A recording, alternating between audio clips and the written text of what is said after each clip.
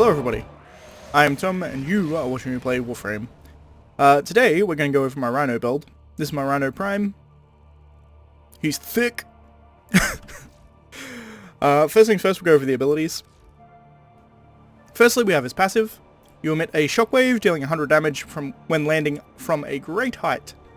It says great height. Really, if you just land from pretty much any height, he does this shockwave.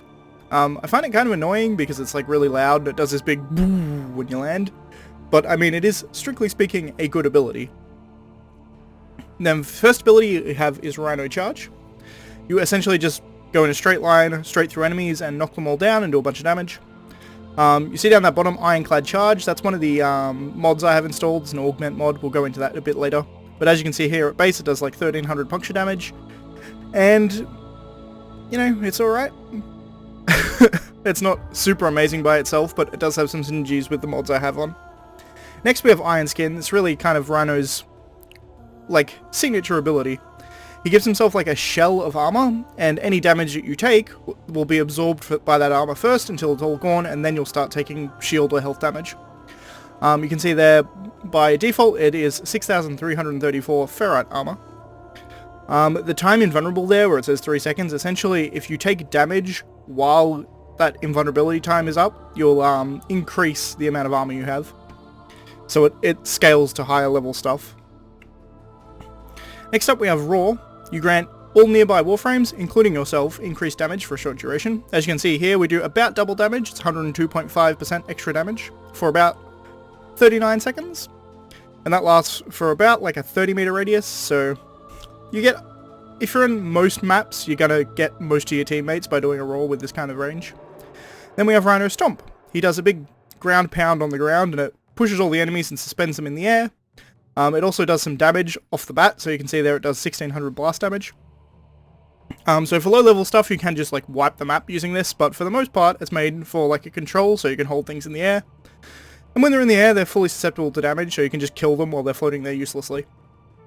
And this again lasts for about 10 and a half seconds, thereabouts, so they stay suspended for a fairly significant time. But we'll go over my build now. I actually have a couple of builds here. Firstly, this is the build that I use. It's over the top and unnecessary. Again, I've got a full Umbral build. You don't really need this. The second build I'm going to show off is an early game build. Because Rhino is going to be one of the Warframes, probably the first Warframe that every new player is going to build, I'm going to go over an early game build for him because, honestly, an early game build for him can just be nothing. He can just have no mods and he's fine. But I'll go over what I suggest for early game stuff if you're new to Warframe. But firstly we'll go over my build. I have Steel Charge. This is here because it gives you more mod points than other aura mods. That's why I use it. Cunning Drift for ability range. Also makes you a bit faster, but ability range is why it's here. We have Umbral Vitality for 700% health. Umbral Fiber for 175% armor. And Umbral Intensify for 60% ability strength. Blind Rage gives us a bunch more strength and costs us some efficiency. Continuity for ability duration, and Streamline just to get the efficiency back that we lose off Blind Rage. And then finally we have these two augment mods. We have Iron Shrapnel.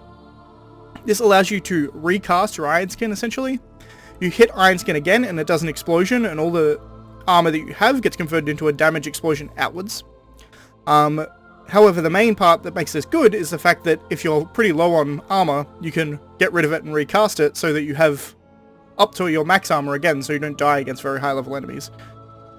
The actual explosion is kind of meh, but being able to recast your Iron Skin when you want, rather than having to wait for it to actually expire, is actually really, really good. And then we have Ironclad Charge. Each enemy hit by Rhino's armor...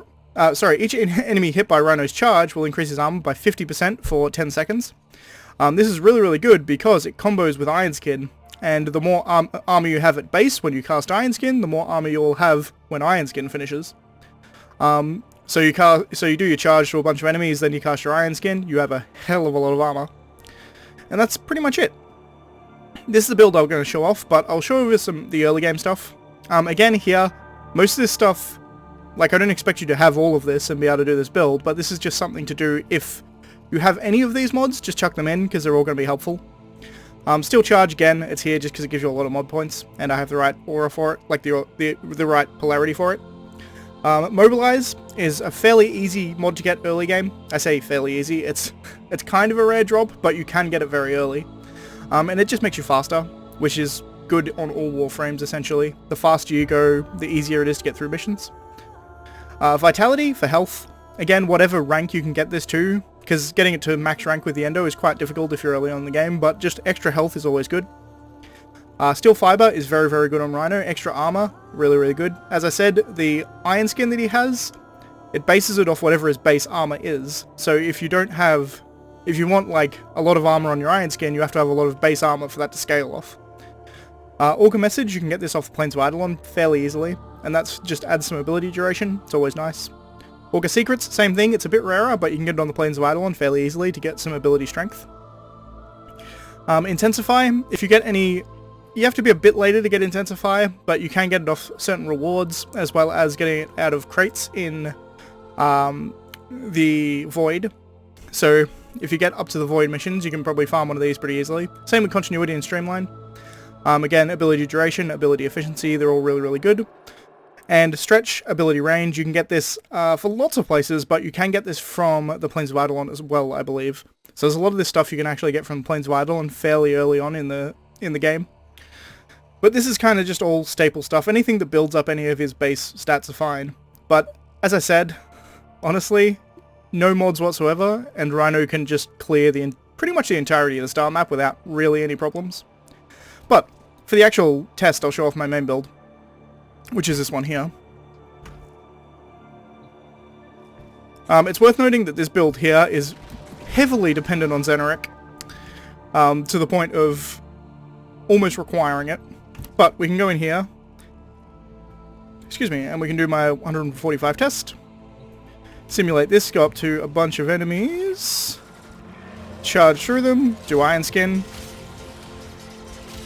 You can see in the top right, the third one across, Iron Skin is at 25,000. So I essentially have 25,000 armor they have to hit through before they can actually hit my shields or my health. If we hit my 4... You can put these guys up into the air. You can pick them off fairly easy by doing that. If I hit my 3, it give me a damage buff, so it should about double my damage.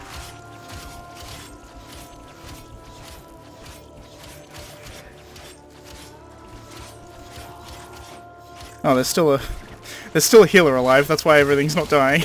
I was wondering why nothing was taking damage. Always prioritize killing healers first because, well, quite frankly, healers are a problem. It's also worth noting that while you have your Iron Skin up, you are completely immune to all status effects,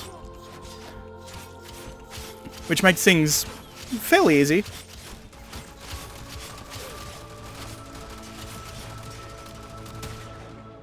As you can see, I'm kind of just letting this guy shoot me. Oh yeah, he's dead. So that's everyone dead, and I still have like 4,000 armor left. Oh, not everyone dead. There we go. That's everyone dead, and I still have like 3,700 armor left. And if at any point you're getting down here, you can see down on the bottom right, I'm down to 15%. Or 15, I guess it's a percentage. I'm down to 15%. I can use my 2 again, and it'll actually just fire this off. You see, like that. And it actually takes a fair amount, it takes 50 energy to actually do, but I can recast that there, if you need to. But that's Rhino in a nutshell. Also, you can see this kind of effect on him. He gets like armor plating when you actually cast this, and depending on your color choices, it will be certain colors. So you can make your armor really cool colors with different skins. Mine is like a silvery titanium color. So he's ordinarily gold. And then when I cast my Iron Skin, he gets like this plating of like titanium over the top of it. Looks really, really cool. But that's Rhino in a nutshell. Essentially, you get really bulky, and then can just absorb damage while killing things. And if you feel like you're taking too much damage, you can hit his 4, which will control a bunch of enemies for probably enough time that you'll be fine. And yeah, his 1 is okay, I guess, but for the most part, I only ever use it to combo into his Iron Skin. Because if you do this through a bunch of enemies, then cast your Iron Skin, it'll buff your damage considerably. Or buff your armor considerably, I should say. But yeah, that's Rhino in a nutshell. So, if you liked the video, please leave a like. If you're not subscribed already, please consider subscribing. And as always, thanks for watching, and I shall see you next time. See you guys.